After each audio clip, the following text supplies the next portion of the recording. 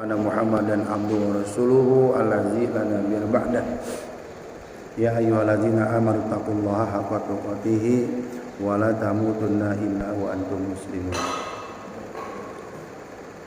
Ya ayyuhallazina amanu taqullaha wa qulu qawlan sadida yuslih lakum a'malakum wa yaghfir lakum dhunubakum wa may yuti'illaha wa rasulahu faqad faza fawzan 'azima.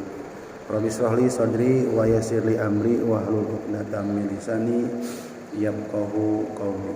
Shadaqallahul azim wa shadaqa rasuluna bil karim wa nahnu 'ala zalika minasy syahidin wa syakirin walhamdulillahi rabbil alamin. Segala puji milik Allah Rabb semesta alam. Kita bersyukur atas limpahan nikmat yang kita rasakan, bil khusus nikmat iman, nikmat Islam, nikmat sehat dan kesempatannya, sehingga alhamdulillah dengan nikmat tersebut kita dimudahkan, diringankan langkah kaki kita untuk senantiasa menghadiri majelis ilmu di tempat atau rumah yang paling mulia di permukaan bumi ini, yakni masjid, tempatnya orang-orang bersujud. Alhamdulillah setiap pekannya atau setiap hari Sabtunya kita diizinkan untuk duduk, tadabur, tadarus, tafakur, yang ini di samping sebagai kewajiban, ternyata pada hakikatnya ini kebutuhan kita. Kapan terasa butuhnya?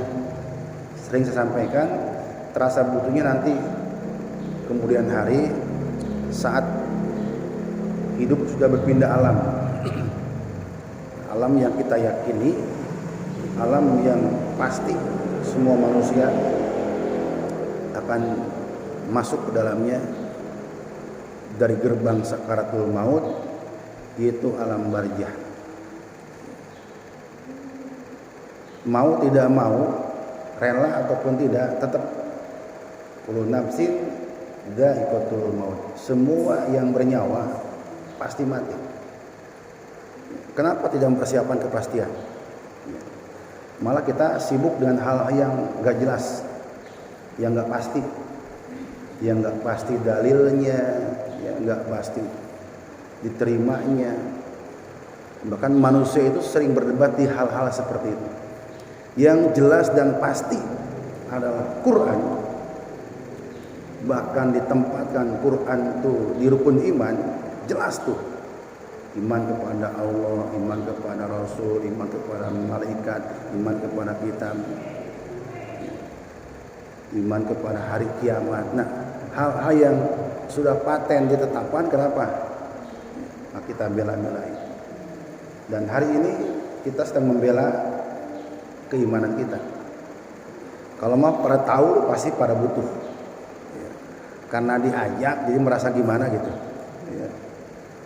Saya nggak diajak, saya nggak di WA. Ini butuh siapa? Yang butuh kita. Seperti sholat.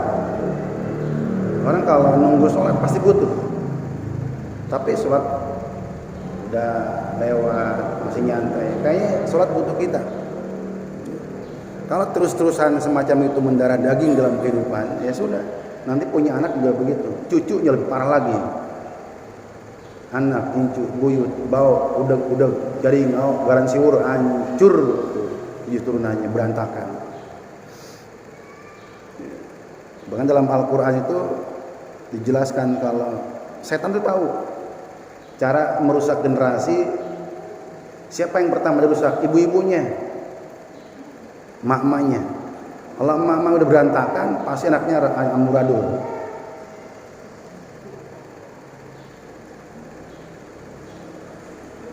Lihat dalam sejarah Al-Quran, istri Nabi Nuh membangkang sama suaminya, anaknya lebih parah. Gak mungkin Quran itu bohong.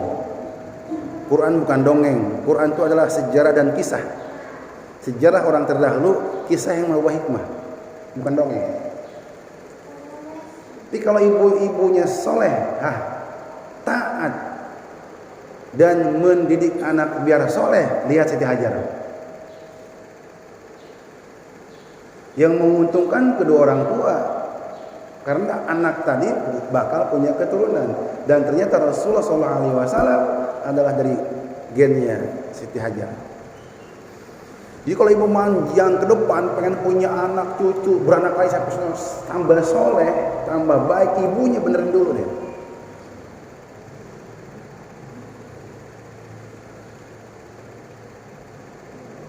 Bapaknya sering pergi jauh, bahkan mungkin hak-haknya jarang dikasih karena tugas. Nabi Ibrahim tugas dakwah. Tinggalin di hutan, tinggalin di tempat yang tidak ada sumber kehidupan. Tapi karena tempaan di rumahnya mateng, nurut aja. Pokoknya kalau jurus nurut sama suami, dada ibu lapang, hati ibu lembut, terus energi batin turun terus, kekuatan terus dapat. Walaupun mungkin sama fisik suami kurang begitu suka, tapi karena tempaan tarbiyahnya matang, ditinggalan di hutan siap, kurang asupan sandang pangan siap. Ya, karena di hatinya Siti Hajar Allah lebih utama, Allah lebih tahu, dan Allah nggak pernah zolim sama hambanya. Jadi full tawakalnya luar biasa. Dan ternyata benar. Ya. Begitu anak baligh bisa berinteraksi dengan ayahnya, tinggal pakai, tinggal praktek, tinggal kesolehannya.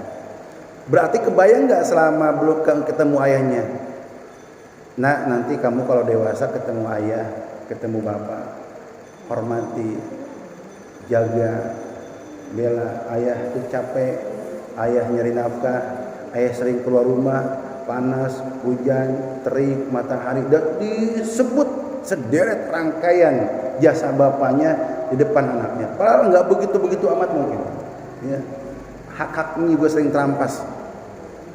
Tapi mendidiknya benar. Begitu balik, falamma balagha sa'yahu ma'ahu.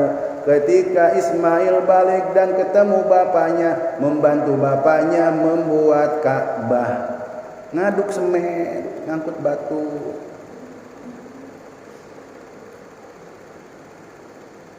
Puncaknya, ya bunayya, wahai anakku, ini arok fil manam. Bapak mimpi tengah malam, terusan mimpi bahwa Allah merintahkan motong lehermu. Nah, gimana pendapatmu? Anak yang soleh, anak yang taat, anak yang lembut bilang, ya abati malah, wahai bapakku, laksanakan aja. Fa insyaallahu minas sabirin, saya sabar gak ngelawan. Itu Quran, gak pernah dipakai kurikulumnya di sini. Malah nyari sekolah favorit, malah nyari yang mahal, malah nyari idealismenya nafsu. Padahal Quran itu idealisme Allah. Generasi soleh itu adalah kesolehannya ibu. Itu rumus. Quran gak mungkin Ustaz. Terlanjur cinta dan terlanjur yakin sama Quran saya. Kalau mau analisa, kalau menurut ini enggak, itu enggak nyampe-nyampe. Udah jelas Quran itu adalah sejarah langit yang diabadikan kalau ingin hidup seperti Ibrahim yang disebut-sebut dalam sholat yang akan kita bahas hari ini, karena kita sudah nyebut dalam sholat dua nabi diabadikan. Allahumma sholli ala Muhammad wa ali Muhammad kama sholaita ala Ibrahim wa ala Ibrahim. Dua nabi diabadikan dalam sholat dan sholawat. Karena dua nabi ini di samping jadi contoh, ya, dua nabi ini di samping nabi dan rasul ulul azmi diringkas dari 124.000 nabi, dari 25 nabi, dari 5 nabi dan rasul diringkas menjadi 2 nabi.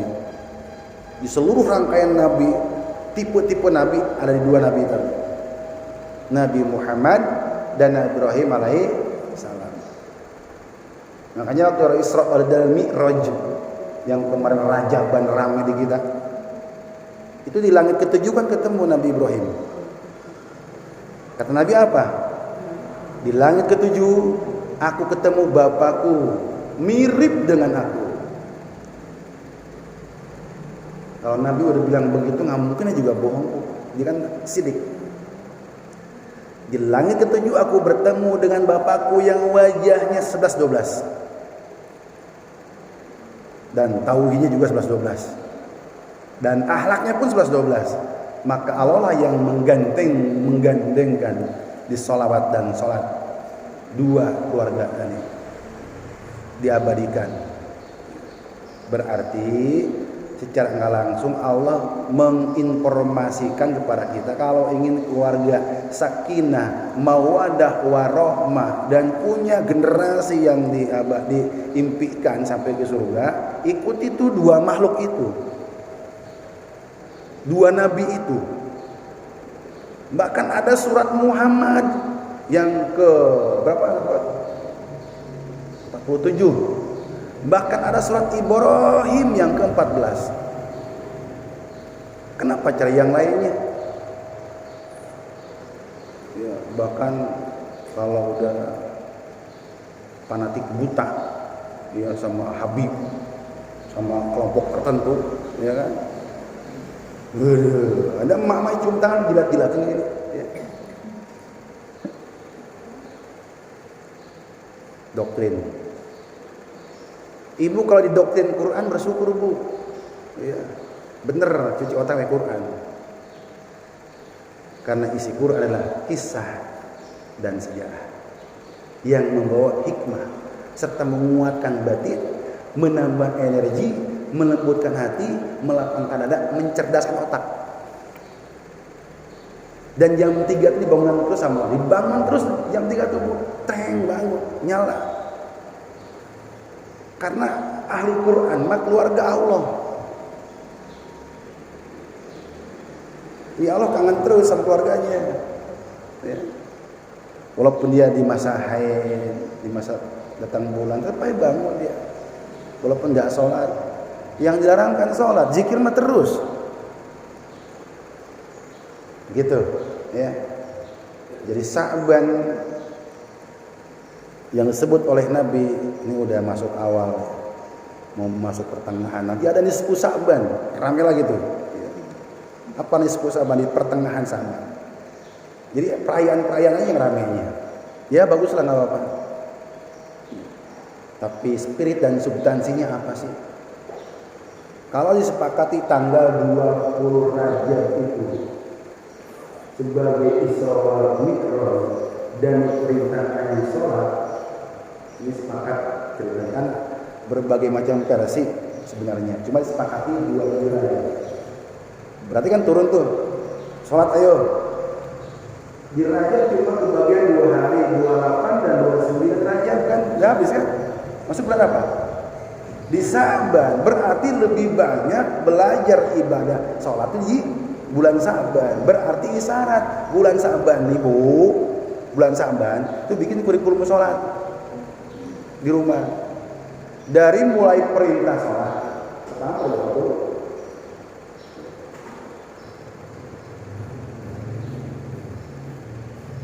baru kita caranya. Berarti ini merumuskan tentang fikih sholat. Gak usah buat, udah jadi fikih sholat mah.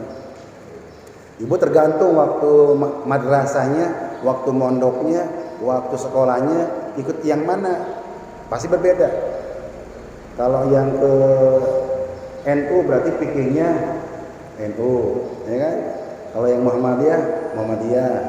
Kalau Persis. Nah itu nggak apa-apa itu, karena itu prakteknya, bukan di pondasinya, bukan di akidahnya, tapi di ibadahnya. Nah di tataran ibadah ini kita harus siap berbeda pendapat. Kitabnya aja beda, kitab fikihnya. Kalau Persis pakai kitab Bulughul Maram, ya. Kalau dari surah kita itu ada dari Kifayatul Ahyar, ada Fathul Mu'in. Ya. Kalau dari orang-orang Salafi Wahabi ada sifat sholat Nabi, beda-beda.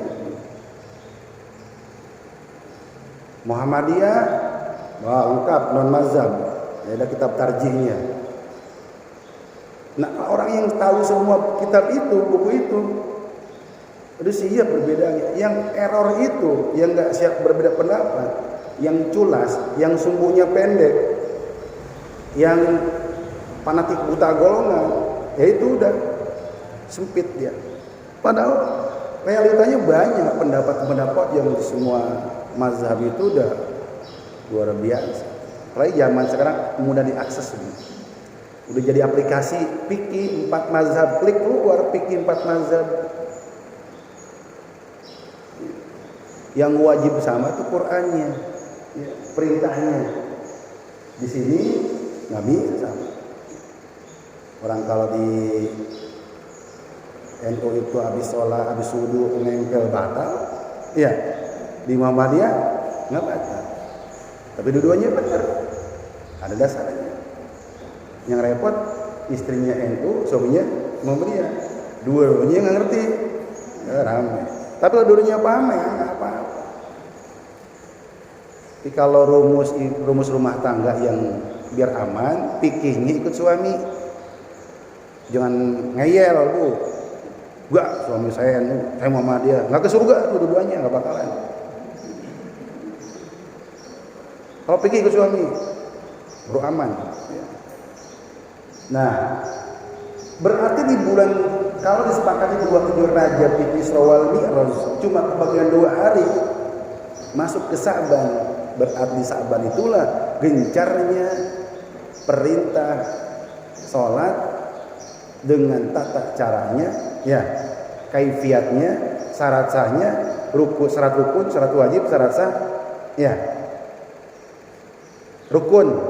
Ayo, sekarang Ibu kita kembali ke masa kecil, masa belajar rukun. Sholat ada berapa rukun sholat?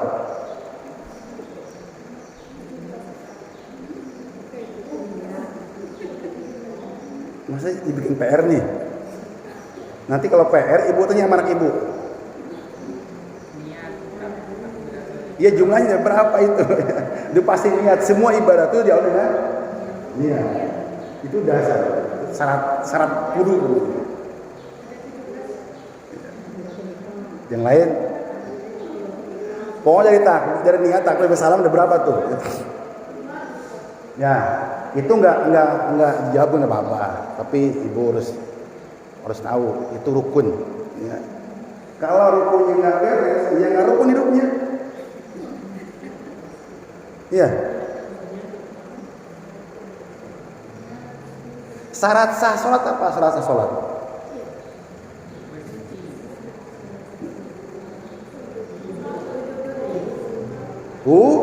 Wudu. Kalau wudunya nggak sah, syarat sholat wudu. Wudunya nggak sah, berarti poinnya di wudu harus bener itu. Makanya di wudu juga dibahas surat Al-Maidah. Ya. Di wudu saja banyak perbedaan. Ya. Berarti ada buku atau cari buku tata cara wudu. Ya. Anda tuh risalah kecil. Nanti Ibu beda-beda nih misalkan hasilnya, nggak apa-apa. Yang benar ada rujukannya. Kita di sini nggak bakal dibikin ribut perbedaan di bab itu. Ya. Ini beda-beda pengajian kebijakannya. Kecuali fanatisme satu kelompok. Kalau udah fanatisme, yang lain salah nanti. Jangan ke sana. Dia wudunya nggak bener, begini doang. Kan gini doang juga ada dasarnya. Yang gini juga ada. Yang nggak yang mana? Yang nggak begini. Nggak wudu. Nah ini ciri khas pengajiannya begitu. Ya. Di bab tataran itu nggak boleh nyalahin. Jadi kalau samping ibu ngaji di mana kemarin? Di Persis. Ibu NU. Ibu Muhammadiyah. Berarti kita persis Muhammad NU ya. Ya, jamaah kita persis Muhammad NU. Ya, terserah mau sepakat mau enggak. Karena udah mengelompok, udah pasti setan masuk, iman turun, ilmu enggak nambah, nyarahin kelompok lain, dipastikan dah. Pasti ada. Karena setan itu lembut halus, ngintip terus, nggak pernah meleng. Oh, ini perbedaan kita jadikan landasan permusuhan. Pasti tuh. Ya. Jangankan mau bergerak, baru niat saja, niat berbuat baik, setan udah nongkrong di situ. Coba buka 2252. Catat itu, ingetin. Setiap kali kita mau berbuat baik, setan udah nongkrong di situ. 22 itu surat Al-Hajj ayat 52. Bahkan di situ sekelas nabi loh di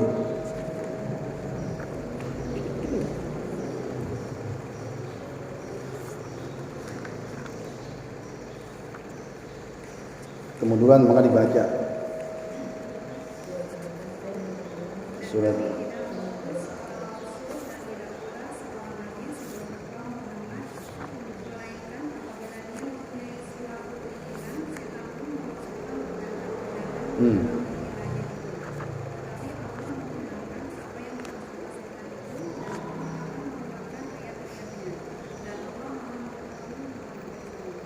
iya kan, jelas.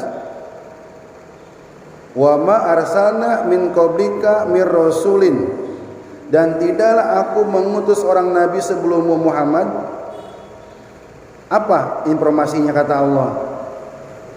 Melainkan fayansahullahu ma yulqi syaitan.